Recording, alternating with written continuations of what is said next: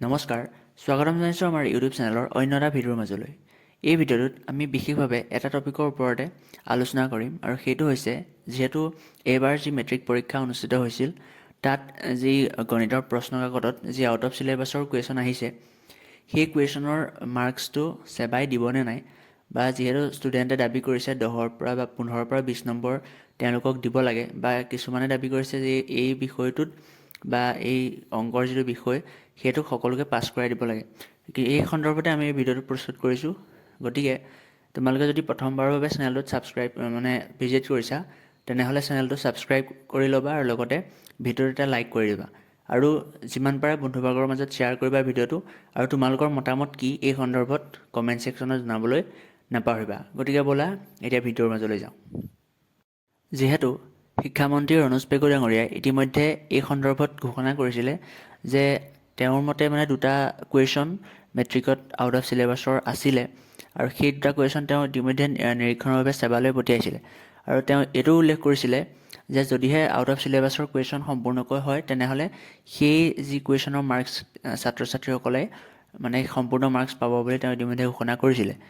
কিন্তু এতিয়া চেবাই আপডেট দিছিলে বা এতিয়া চেবাই যিহেতু কৈছে যে তেওঁলোকে মাত্ৰ 3 নম্বৰহে ছাত্ৰ ছাত্ৰীসকলক প্ৰদান কৰিব।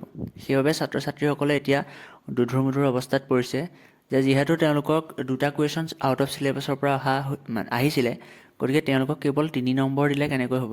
সেই সন্দৰ্ভতে ছাত্ৰ ছাত্ৰীসকলে নিজৰ প্ৰতিক্ৰিয়া প্ৰকাশ কৰিছে।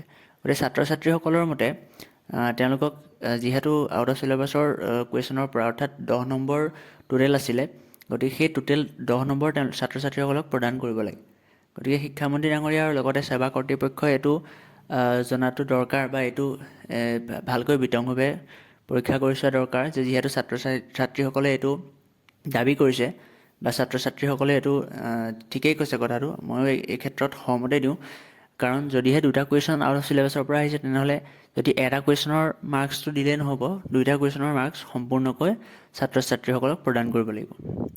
গতিকে এই ভিডিঅ'টো সেইকাৰণে কৈছোঁ, এই ভিডিঅ'টো যিমান পাৰা তোমালোকে শ্বেয়াৰ কৰি দিয়া যাতে এই সেৱা কৰ্তৃপক্ষৰ লগতে সকলোখিনি যি ছাত্ৰ ছাত্ৰী আছে এই ভিডিঅ'টো তেওঁলোকে পায় আৰু তেওঁলোকেও নিজৰ মতামত যাতে প্ৰকাশ কৰিব পাৰে।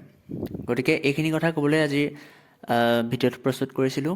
ইয়াৰ পিছত তোমালোকৰ যি নিজৰ মতামত আছে কমেণ্ট ছেকশ্যনত জনাবা আৰু লগতে এতিয়ালৈকে যিসকলে ভিডিঅ'টো চাই আছা তেওঁলোকে ভিডিঅ'টো লাইক কৰিবা, লগতে বন্ধুবৰ্গৰ মাজত শ্বেয়াৰ কৰিবা আৰু চেনেলটো ছাবস্ক্ৰাইব কৰিবা যাতে আমি পৰৱৰ্তী যি আপডেট দি থাকোঁ সেই আপডেটসমূহ তোমালোকে অতি সোনকালে পাব পাৰা। গতিকে আজিৰ ভিডিঅ'টো ইমানতে সামৰিছোঁ। ধন্যবাদ। জয় অসম।